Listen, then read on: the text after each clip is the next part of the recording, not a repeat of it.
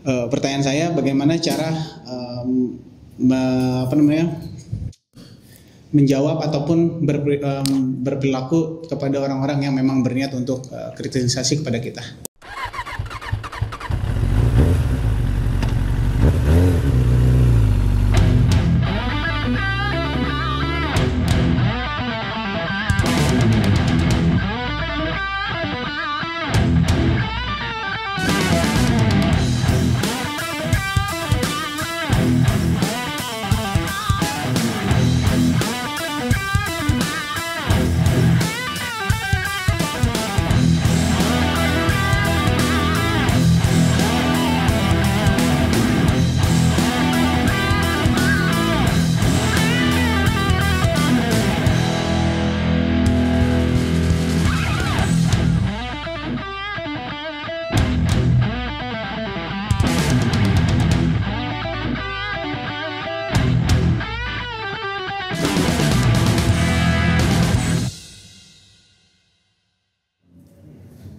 Bismillahirrahmanirrahim. Assalamualaikum warahmatullahi wabarakatuh. Innal hamdalillah nahmaduhu wa nasta'inuhu wa nastaghfiruh wa na'udzu billahi min syururi anfusina wa min sayyiati a'malina may yahdihillahu fala mudhillalah wa may yudlil fala hadiyalah.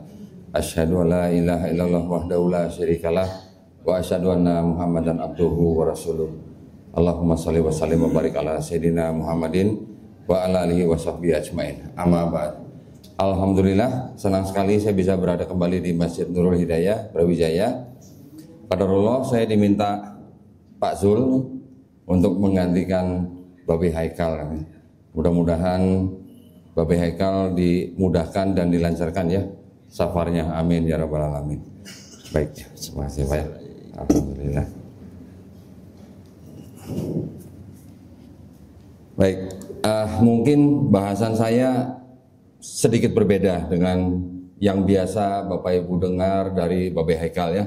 Tapi terus terang, saya juga dulu banyak belajar dari menonton video-video Babe Haikal, terutama tentang sejarah-sejarah bangsa Israel. Nggak percuma saya belajar dari orang yang belajar langsung di tempatnya sono ya, Masya Allah. Alhamdulillah, saya dan teman-teman di Yayasan Geraha Mu'alaf Indonesia dan Garda Mu'alaf Indonesia, kami memang mengurusi ya saudara-saudara kita yang baru masuk Islam, kemudian kita bina sehingga mereka bisa menjadi muslim dan menjalankan Islam dengan baik. Termasuk di dalamnya kami melakukan pembinaan dengan cara mengirimkan guru-guru privat ke rumah mereka masing-masing atau ke kediaman mereka masing-masing atau ke tempat yang mereka pilih sehingga mereka bisa belajar Islam dari A sampai Z. Mohon doanya, mudah-mudahan kami selalu istiqomah membina para mu'alaf sehingga mereka bisa menjadi saudara kita di jannah nanti insya Allah ya. Nah, saya dan teman-teman di Garda Mu'alaf Indonesia ini selain juga membina para mu'alaf, kami juga bergelut di dalam bidang perang pemikiran. Perang pemikiran ini yang kita sering sebut dengan Gausul Fikri. Kami melakukan dialog atau debat-debat dengan teman-teman kita yang dari kalangan agama Kristen.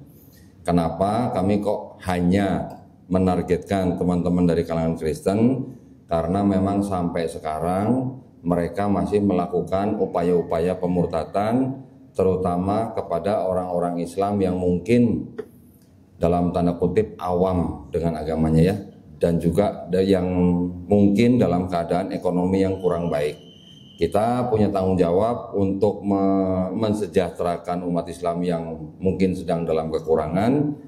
Pemerintah kita juga punya tanggung jawab untuk mengentaskan kemiskinan sehingga paling tidak dalam keadaan perut yang tidak lapar, tidak mudah mereka menggadaikan iman. Juga di dalam Indonesia ada yang disebut dengan keputusan bersama dua menteri tahun 79 ya, nomor 1 tahun 79, bahwa mensiarkan agama kepada orang atau sekelompok orang yang sudah beragama itu dilarang. Nah, makanya kami di Yayasan Garda Mu'alaf ini kami selalu berjibaku untuk memberikan ilmu tentang kristologi ya. Belajar kristologi adalah fardu kifayah ya, bukan fardu ain. Namun kami berkeyakinan bahwa dengan ilmu kristologi itu diharapkan kita bisa membentengi iman dan akidah umat Islam dari upaya-upaya pendangkalan akidah dan upaya-upaya pemurtatan. Baik, seperti contoh, saya segera akan menuju ke daerah Bayah di sekitar Pelabuhan Ratu. Saya diminta oleh ulama setempat untuk memberikan penguatan akidah di umat Islam di sekitar situ, karena ternyata di daerah situ sekarang sudah banyak misionaris-misionaris yang membagi-bagikan kitab mereka. Nah, boleh contoh deh, ambil deh, saya tunjukin contohnya. Saya sudah dapat laporan dari salah satu ustadz kita di sana bahwa umat Islam di sana sekarang sedang diberikan kitab-kitab mereka. Contohnya bisa saya tunjukkan di sini. Nah ini,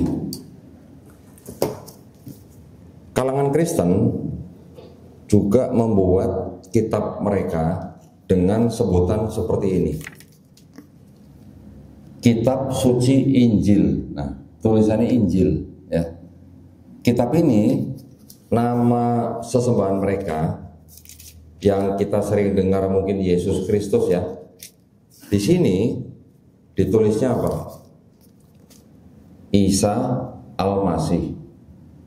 Nah, ya, kenapa mereka kok membuat kitab yang istilahnya Injil, ada istilah Isa Al-Masih, belum lagi nanti di sini ada Nabi Yahya. Nih ada Nabi Yahya, belum nanti ada istilah-istilah Islami yang ada di dalamnya itu apa? Assalamualaikum, insya Allah, ada di dalam kitab ini. Tujuannya apa kira-kira? Tujuannya adalah mereka ingin mendekati umat Islam dengan kitab mereka yang isinya terdengar akrab dengan Islam, sehingga orang Islam mudah menerima ajakan mereka. Ya, saya diminta segera ke sana untuk memberikan penguatan akidah kepada umat Islam di sana, karena mereka sudah menerima ini. Ya, nanti ada lagi, wah saya yang di bawah ambilnya susah. Mereka bikin Bible, ya, bikin Bible ini dengan corak dan warna yang mirip-mirip dengan Quran. Ya, jadi mereka menggunakan segala cara supaya bisa mendekati umat Islam, dan umat Islam tidak serta-merta menolak gitu, ya, karena mirip-mirip, oh seperti Quran gitu, tapi giliran dibuka Injil juga, Isa Al-Masih juga, ada Assalamualaikum dan sebagainya. Nah, jadi itulah yang kami lakukan, sehingga kami berharap dengan kajian-kajian kristologi ini kami bisa paling tidak membentengi iman dan akidah umat Islam dari upaya-upaya pemurtatan. Kami di studio kami, di tempat kami, itu juga sering menerima tamu, ya. Hampir tiap hari kami menerima tamu, baik dari kalangan Kristen maupun dari kalangan Islam. Loh, kalau orang Islam ngapain ke tempat kita? Orang Islam, keluarga-keluarga Muslim juga banyak yang datang ke tempat kita, membawa suaminya, atau membawa istrinya, atau membawa anaknya yang mau murtad, atau bahkan yang sudah murtad, datang ke tempat kita, ya. Kita berdiskusi dengan anggota keluarga mereka, dengan kitab-kitab mereka sendiri. Ada yang kembali ke Islam, ada yang tidak gitu. Kalau dari kalangan Kristen juga begitu. Mereka, kita bisa katakan, sedang mencari kebenaran gitu, ya. Jadi ketika mereka datang, yang saya buka di depan mereka tuh pertama-tama bukan Quran, karena saya tahu mereka belum beriman kepada Quran. Yang saya buka adalah kitab-kitab mereka dulu gitu. Nah, caranya ketika kita berdiskusi dengan mereka sesuai dengan perintah Allah Subhanahu wa taala, bahwa ketika kita berdiskusi dengan mereka, kita cari atau kita temukan persamaannya dulu. Ya, apa yang sama yang di dalam kitab mereka dengan apa yang sama di dalam Quran.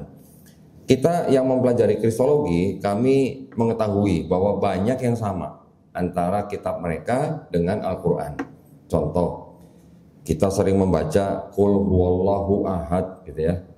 Di kitab mereka juga ternyata berisi kalimat yang sama.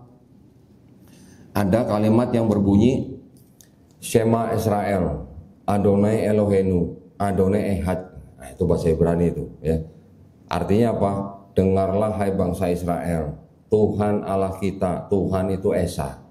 Walaupun terjemahannya itu kurang tepat, yang benar harusnya Allah Tuhan kita, Allah itu Esa. Itu yang tepat ya.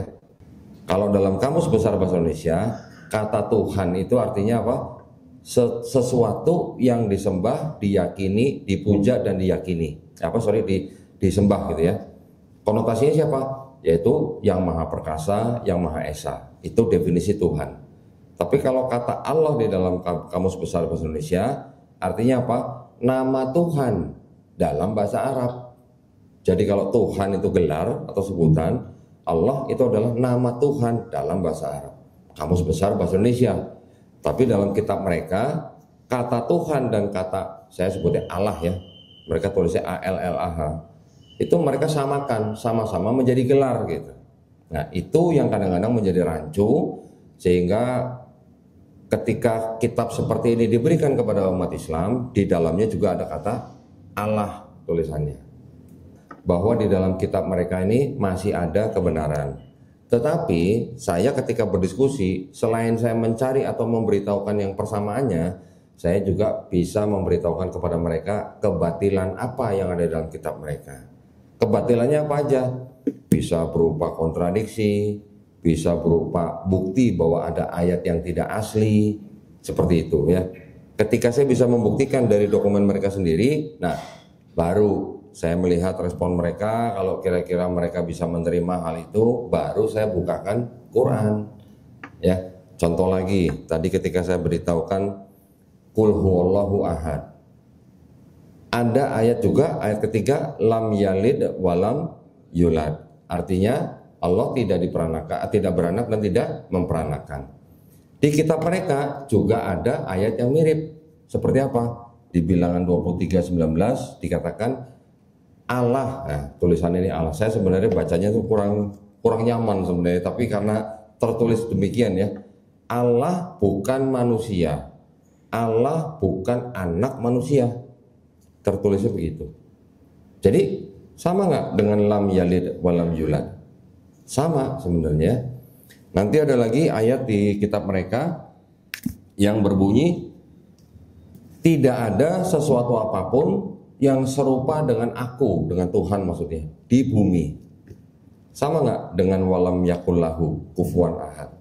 Sama, ya, pengertiannya sama. Nah, dari situ saya bisa memberitahukan kepada mereka bahwa di dalam sini masih ada persamaan dengan Quran. Tapi setelah itu baru saya bisa tunjukkan lagi apa saja yang menjadi kebatilan di dalam kitab ini. Saya sudah punya kitab-kitab mereka yang di dalam kitab mereka tuh sampai ada catatan kakinya gitu. Ya, kalau kita mungkin Quran yang ada asbabun nuzul gitu misalnya, atau semacam kayak tafsir gitu, catatan kaki. Di kitab ini selain daripada ayat, ini juga ada catatan-catatan ya. Ini contoh seperti ini ayat, ini catatan. Ada yang ayatnya sedikit, ini ayat, ini catatan kakinya segini banyak. Jadi lebih banyak catatan kakinya daripada ayatnya. Di dalam catatan kaki ini ada banyak ayat di dalam kitab ini sendiri yang dinyatakan bahwa ayat itu ternyata tidak asli. Ada yang mau baca? Salah satu aja. Ada yang mau baca? Tenang Pak, baca ini nggak perlu pakai bismillah Pak. Ya, saya bacakan salah satu ya. Ustadz kita masih takut-takut baca gini, takut murtad katanya. Baca aja nggak apa-apa ya, kita baca supaya kita tahu ada apa di dalam kitab mereka. Ada satu ayat yang dianggap sebagai satu-satunya ayat yang mengajarkan konsep, pernah dengar Trinitas Pak? Trinitas tahu ya? Trinitas itu adalah akidah mereka bahwa Tuhan itu menurut mereka Esa, tapi, nah selalu tapinya, tapi bisa bermanifestasi dalam 3 pribadi. Ya, satu-satunya ayat di dalam kitab ini, setebal ini, yang dianggap mengajarkan konsep Trinitas itu cuma satu. Ya, bunyinya begini dalam 1 Yohanes pasal 5 ayat 7, sebab ada 3 yang memberi kesaksian di dalam sorga, Bapa, Firman, dan Roh Kudus, dan ketiganya satu. Nah, jadi disebutkan ada Bapa, Firman, Roh Kudus, dan ketiganya satu. Itu yang merupakan ajaran Trinitas saudara kita yang Kristen. Ternyata ada catatan kaki begini Pak di dalamnya. Ayat ini tidak terdapat dalam naskah-naskah Yunani yang paling tua dan tidak pula dalam terjemahan-terjemahan kuno, bahkan tidak dalam naskah-naskah paling baik dari Vulgata. Vulgata itu Bible dalam bahasa Latin di abad keempat. Ya.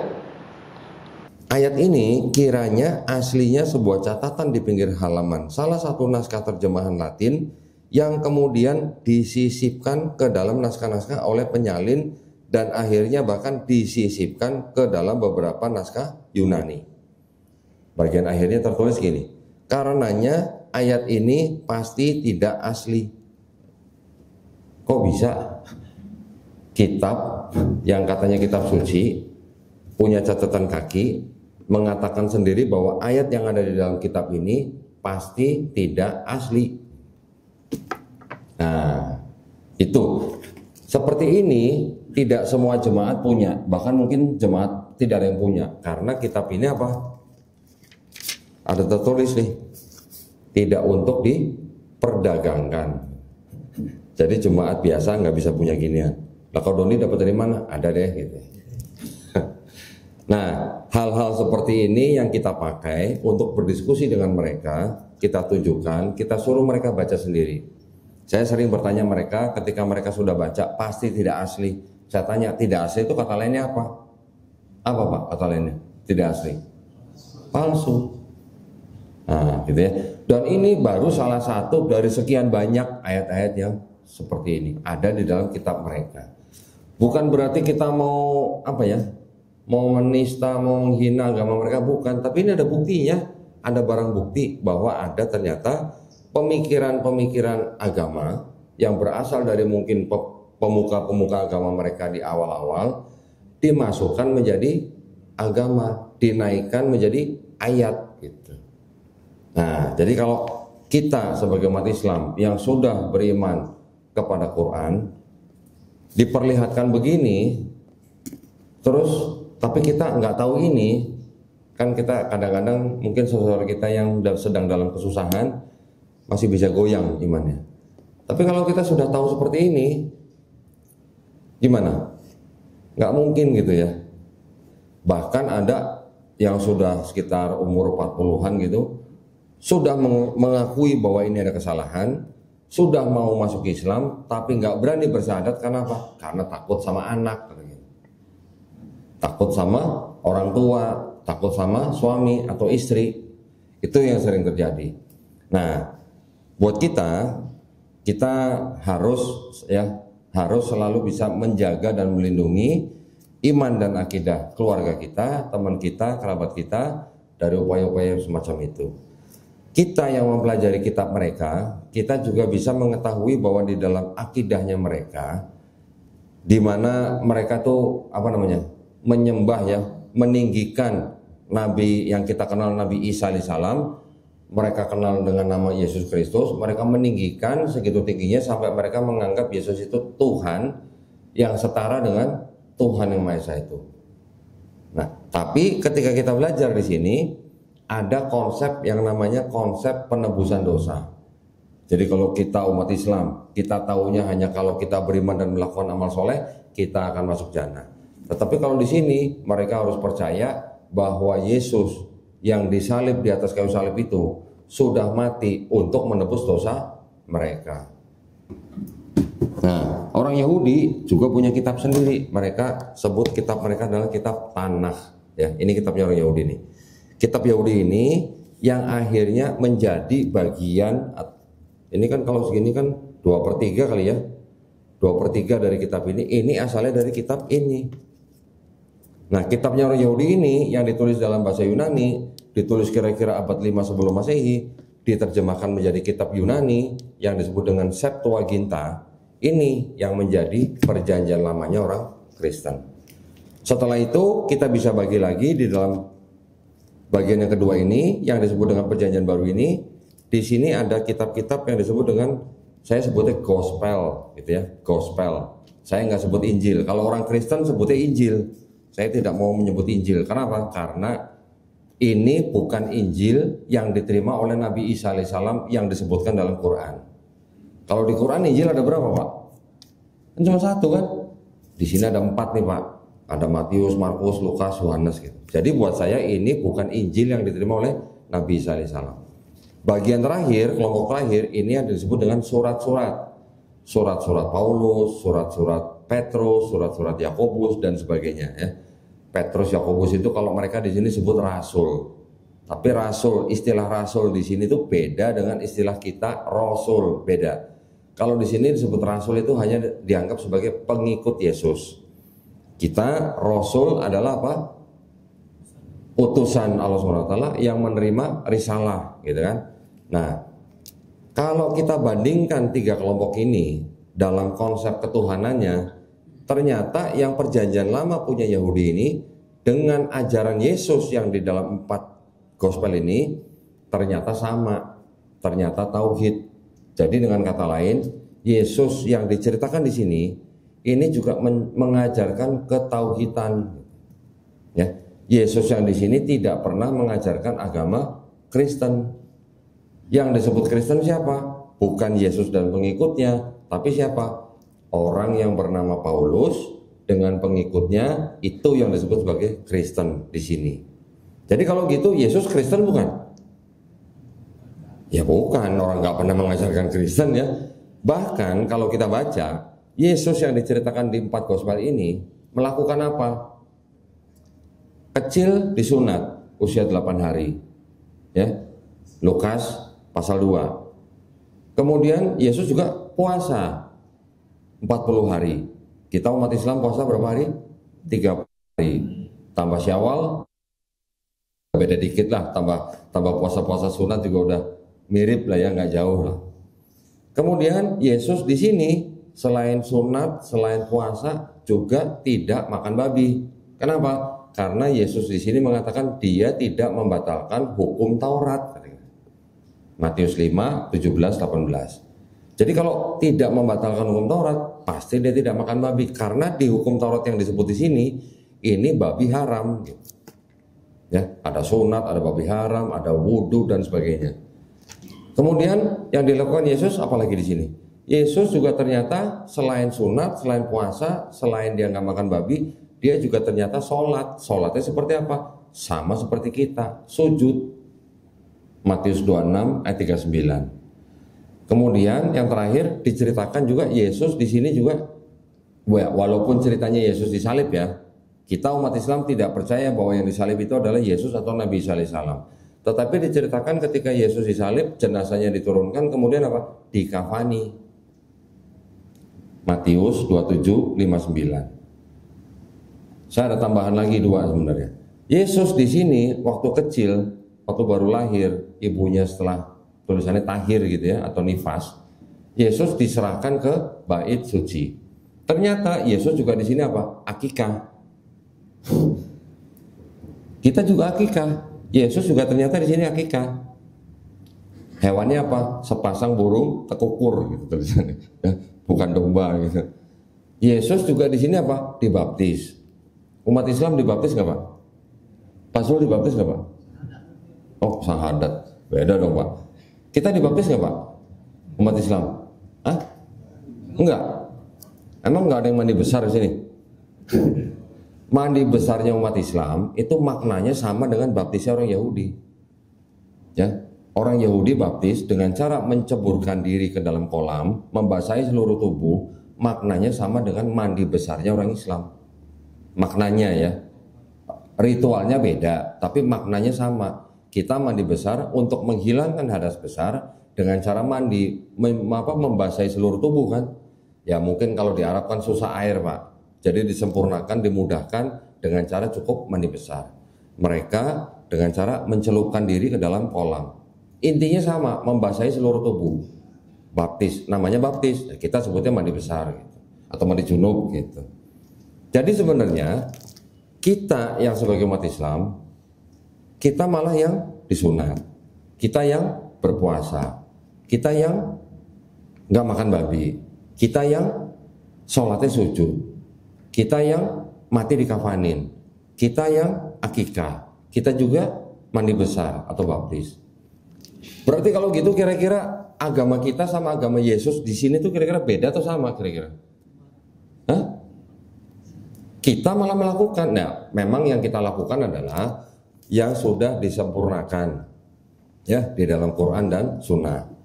Tapi kan mirip-mirip. Ada sunatnya, ada sholatnya, ada puasanya, ada akikahnya, ada baptisnya. Jadi kalau begitu Islam agama baru atau agama lama? Kalau begitu dari awal, dari Nabi Adam alaihissalam kita akui sebagai nabi. Yahudi bahkan tidak mengakui Adam sebagai nabi. Kita malah mengakui Adam sebagai nabi. Ya, kita kalau nyebut Nabi Adam selalu kita tambahin dengan alaihissalam. Ya, nah itulah gunanya kita belajar kristologi. Dengan kita mengetahui hal-hal seperti itu, ketika ada orang Kristen yang berdiskusi dengan kita, kalau kita tahu isi kitab mereka, kita bisa membuktikan bahwa di dalam kitab mereka sendiri konsep ketuhanannya aja kok ada kontradiksi. Kontradiksinya gimana? Yang perjanjian lama dengan yang ajaran Yesus ini sama, hanya menyembah kepada Tuhan yang Maha Esa. Sebutan namanya mungkin beda ya. Orang Yahudi mengetahui nama-nama Tuhan itu ada 7 nama. Eloh, Elohim, Eloah, El Shaddai, Yod-Heh-Vav-He sama Zebaot. Nah, dari 7 nama ini, satu nama yang disebut Yod-Heh-Vav-He, 4 huruf itu ya, orang Yahudi anggap itu adalah nama yang paling suci.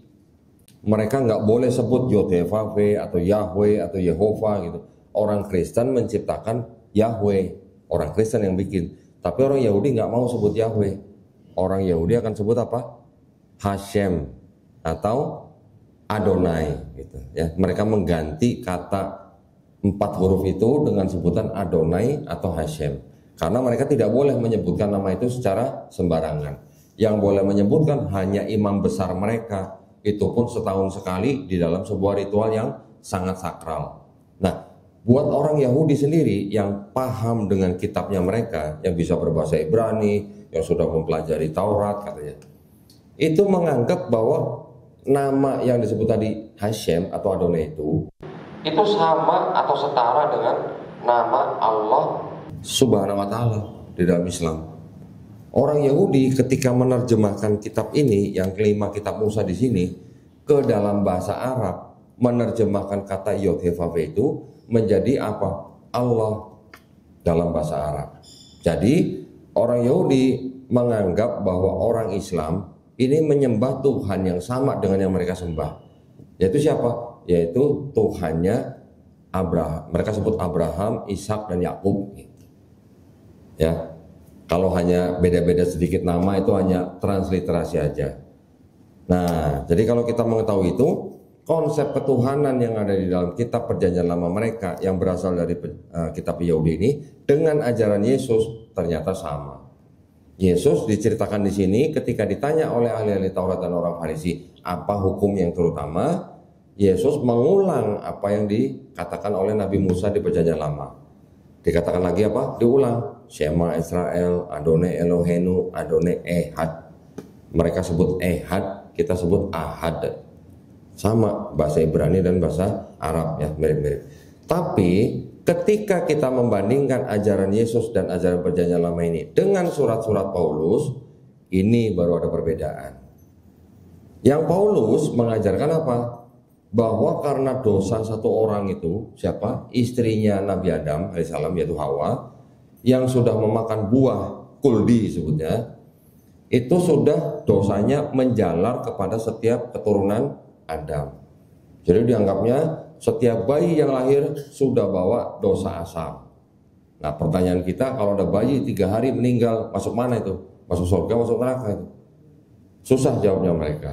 Ya, nanti mereka mungkin bisa jawab hanya muter saja. Paulus juga mengajarkan bahwa kalau mereka mengaku Yesus sebagai Tuhan dan Juru Selamat yang sudah mati di atas kayu salib untuk menebus dosa manusia, baru mereka selamat. Kalau tidak mengaku Yesus sebagai Tuhan, tidak selamat. Nah, sedangkan Yesus di sini dan perjanjian lama mengajarkan kalau mau selamat, bertobat. Ya, di dalam perjanjian lama ada ayat yang berbunyi begini. Yesaya 1:16-18. Basuhlah, bersihkanlah dirimu, jauhkanlah perbuatan-perbuatan jahatmu dari depan mataku. Berhentilah berbuat jahat, belajarlah berbuat baik, kendalikan orang kejam, usahakan keadilan. Belalah hak anak-anak yatim, perjuangkan perkara janda-janda. Baiklah, mari kita berperkara firman Tuhan, gitu tulisannya. Tulisannya gitu ya, firman Tuhan. Jikalau dosamu merah seperti kirmisi, bisa menjadi putih seperti salju. Jikalau dosamu merah seperti kain kesumba, bisa putih seperti bulu domba. Kita dengan akal sehat membaca ayat seperti itu, kita dari kalangan orang Islam, kita langsung ingat apa? Ada konsep juga berarti amar ma'ruf nahi mungkar. Berhenti berbuat jahat, usahakan keadilan, kendalikan orang kejam. Kan itu sama juga amar ma'ruf nahi mungkar. Gitu kan? Yang berdosa bertobat selamat. Yesus juga mengajarkan hal yang sama. Di Matius 18 ayat 3, kalau kamu tidak bertobat dan menjadi seperti anak kecil, kamu tidak masuk kerajaan surga. Berarti rumusnya bertobat baru masuk surga, kan gitu. Sama nggak dengan Islam, Pak? Sama, ya. Nah, kita cuma sering bertanya begini. Kalau Yesus bilang, kalau kamu tidak bertobat dan menjadi seperti anak kecil, kamu tidak masuk surga. Saya sering bertanya kepada orang-orang Kristen begini. Anggap saja atau andaikan ada orang yang mendengar Yesus ngomong begitu, terus kemudian dia bertobat, besoknya dia mati. Masuk surga, masuk neraka kira-kira? Kalau orang tanpa doktrin, dia akan langsung bilang masuk surga. Karena apa? Rumusnya bertobat, masuk surga, gitu kan? Tapi saya bilang lagi, tapi Yesus belum disalib. Berarti kalau gitu Yesus sebenarnya perlu disalib nggak buat orang-orang, buat manusia? Nah, baru mereka mikir, gitu ya. Terus kemudian saya juga sering bertanya kepada mereka begini, kamu cinta Yesus? Cinta. Kalau kamu sebagai orang Kristen yang percaya bahwa dosa kamu sudah ditebus oleh matinya Yesus di atas kayu salib, kalau kamu dikasih kesempatan bisa melihat Yesus sebelum disalib, kamu bakal nolong Yesus supaya tidak disalib atau bakal nolong tentara Romawi nyalib Yesus? Bingung kan? Kalau mereka bilang cinta Yesus, secara refleks mereka kan bilang saya akan tolong Yesus supaya tidak disalib, ya kan? Kalau kita cinta dengan Nabi Muhammad SAW, kalau kita dikasih kesempatan, Nabi diapa-apain, kita rela ya untuk mengorbankan nyawa kita buat menyelamatkan junjungan kita. Orang Kristen juga kalau ditanya begitu kan, kalau dia cinta Yesus, dia pasti akan berusaha menolong Yesus supaya tidak disalib. Ketika saya tanya, kalau kamu menolong Yesus supaya tidak disalib, dosa kamu nggak jadi ditebus dong? Oh iya ya. Bingung sendiri nanti jadinya. Nah, kemudian saya tanya lagi, orang Kristen percaya bahwa dosanya sudah ditebus dengan matinya Yesus di atas kayu salib, kan begitu? Ketika saya tanya, kalau begitu, yang nyalib Yesus berjasa nggak buat kamu? Bingung lagi. Yang nyalib siapa? Tentara Romawi. Tentara Romawi disuruh siapa? Pontius Pilatus, gubernur. Pontius Pilatus disuruh siapa? Imam-imam Yahudi. Imam-imam Yahudi bisa dapat Yesus dari mana? Dari yang dianggap murid Yesus yang berkhianat. Mungkin bapak-bapak sering mendengar Yudas Iskariot ya. Nah, Yudas Iskariot yang menyerahkan Yesus. Di sini ceritanya begitu. Tapi Yudas Iskariot bisa menyerahkan Yesus ke imam Yahudi dari mana? Karena dibisikin iblis. Ceritanya begitu. Yohanes pasal 13 ayat 2. Ketika sedang perjamuan suci, iblis membisiki Yudas untuk apa? Untuk berkhianat. Nah, berarti saya tanya, kalau begitu buat orang Kristen, iblis, Yudas, imam Yahudi, Pontius Pilatus, tentara Romawi, buat orang Kristen berjasa apa enggak? Lah harus berjasa, kalau enggak bukan mereka kan enggak ada penyalipan. Tapi di dalamnya ada iblis nih. Berarti iblis berjasa gitu. Kalau berjasa masuk surga masuk neraka, saya tanya gitu. Bingung lagi jawabnya. Masuk surga, masa masuk neraka udah berjasa buat orang Kristen, masa mau masukin neraka? Masuk surga. Nah, berarti kamu mau bakal satu surga sama iblis gitu. Mikir lagi.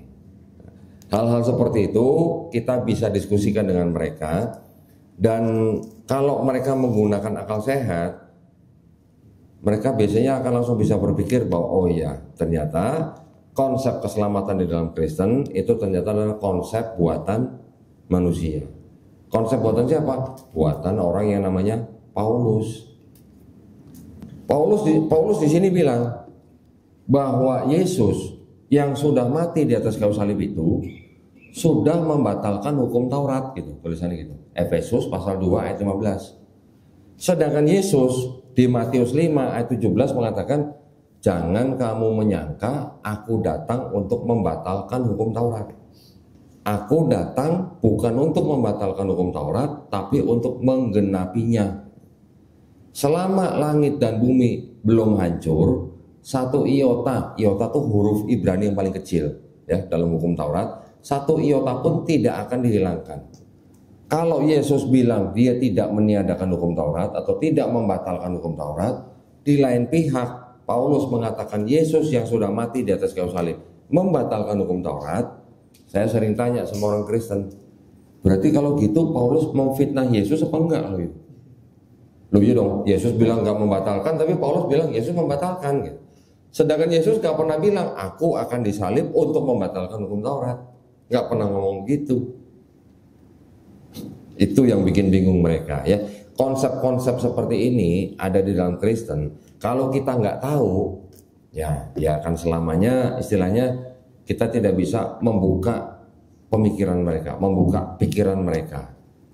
Itu yang kami lakukan ya. Itu hanya salah satu dari bagian bagian perang pemikiran yang kita lakukan.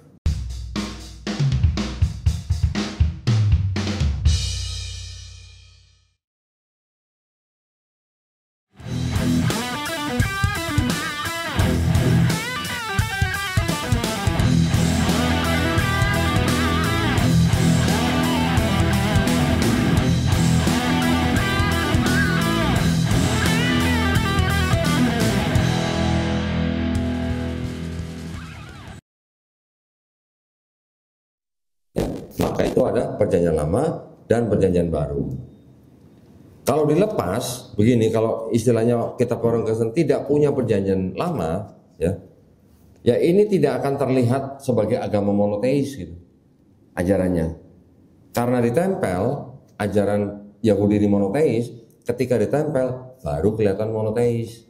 Tapi kalau dipisah tidak akan terlihat monoteis, karena di sini ada apa? Ada Bapa, ada Firman, ada Roh Kudus, dan ini bukan tiga Tuhan, tapi satu Tuhan. Gitu. Ada yang paham nggak Pak? Bapa Tuhan, Yesus Tuhan, Roh Kudus Tuhan, tapi bukan tiga, tapi satu. Gitu. Ada yang paham nggak Pak? Pasti bingung, dengan akal manusia pasti bingung. Gitu, ya. Tetapi biar bagaimanapun paham itu oleh pemuka agama mereka ditanamkan di dalam orang Kristen sebagai apa? Sebagai doktrin. Makanya mereka mengikuti itu hanya dengan apa? Istilahnya apa? Imani saja. Ya, itu yang terjadi. Nah, kita ketika menghadapi orang-orang mereka, ketika orang-orang ini mengajak kita atau mengajak saudara kita atau mengajak anak kita untuk masuk agama mereka, kalau kita belajar ilmu kristologi, insya Allah dengan mudah kita bisa mematahkan hujah-hujah mereka. Ya, itu yang kami lakukan. Kita sampai jam berapa nih Pak? Jam berapa? 19? 4 menit lagi. Ada mau tanya jawab? Ada yang mau tanya? Silakan kalau ada mau tanya. Kita gunakan waktu 4 menit. Assalamualaikum warahmatullahi wabarakatuh. Waalaikumsalam. Ini izin bertanya. Saya salah satu karyawan yang bekerja di sebuah perusahaan yang kebetulan di sana Islamnya jadi minoritas. Oh. Dan seringnya mungkin dalam sesi-sesi bercandanya itu saya merasakan agak sedikit kuat untuk kegiatan mereka kristenisasi ke diri saya. Nah, mohon jawab bantuannya. Pertanyaan saya, bagaimana cara menjawab ataupun berperilaku kepada orang-orang yang memang berniat untuk kristenisasi kepada kita. Assalamualaikum warahmatullahi wabarakatuh. Wah, berarti Mas ini bekerja dengan penuh resiko berarti. Kalau Natal disuruh pakai baju Natal nggak Mas? Oh enggak, syukur alhamdulillah ya. kalau kerja yang di tempat kayak supermarket gitu kan, kita sering dengar berita ya, mereka dipaksa untuk pakai baju Natal gitu kan, topi Santa Claus gitu kan. Nah, buat masnya ini memang beresiko, tetapi kalau menghadapi teman-teman di kantor yang ya terlihat bahwa mereka ingin mengajak mas ke agama mereka, yaitu tadi belajar kristologi mas. Artinya apa? Kita mempelajari kitab mereka, kita mempelajari sejarah kitab mereka, kapan ditulis, di mana ditulis, siapa yang nulis gitu misalnya. Terus kita mempelajari ayat-ayat apa saja yang kontradiksi dan ayat-ayat apa saja yang tidak asli. Saya sarankan belajar itu supaya apa? Tidak saja bisa melindungi iman dan akidah mas, tapi juga kalau hujahnya atau argumennya mas sampaikan kepada mereka, kalau mereka ada yang mau berpikir, nah, terus mereka kemudian menjemput hidayah masuk Islam, kan malah masih mendakwai mereka. Itu ya, saya sering kalau ditanya sama teman-teman, gimana nih saya di kantor gini-gini, bilang aja kalau waktunya di kantor boleh sholat nggak? Oh boleh. Bilang aja kalau mau sholat, saya mau sholat dulu ya kayak Yesus gitu. Boleh nggak? Ya boleh aja, kenapa? Di kitab mereka ditulis kok Yesus sholat sujud gitu. Bulan Ramadan juga begitu. Kok kamu nggak puasa kayak Yesus? Gituin aja. Di kitab mereka Yesus puasa kok. Yang laki-laki tanya, kenapa kamu nggak sunat seperti Yesus? Gitu. Mereka pasti kan bingung. Mereka nanti ujung-ujungnya siapa? Lari ke ajaran Paulus. Paulus bilang, orang-orang di luar Yahudi itu tidak perlu sunat. Kenapa? Karena sudah dibatalkan hukum Taurat dengan matinya Yesus di atas kayu salib. Nah, berarti kalau gitu kamu pengikut Yesus atau pengikut Paulus? Nah, udah gitu. Ya. Baik, alhamdulillah cukup ya Ustaz ya. Itu udah bunyi ini. Mau azan ya? Baik, alhamdulillah saya sekali lagi mengucapkan banyak terima kasih kepada DKM Masjid Nurul Hidayah. Saya juga mohon maaf jika ada salah-salah kata, yang salah datangnya dari saya, yang benar dari Allah Subhanahu wa taala. Kita tutup kajian kita pada sore hari ini dengan doa kafaratul majelis ya. Subhanakallahumma wa bihamdika asyhadu an la ilaha illa anta astaghfiruka wa atubu ilaik. Wabillahi taufiq wal hidayah. Wassalamualaikum warahmatullahi wabarakatuh.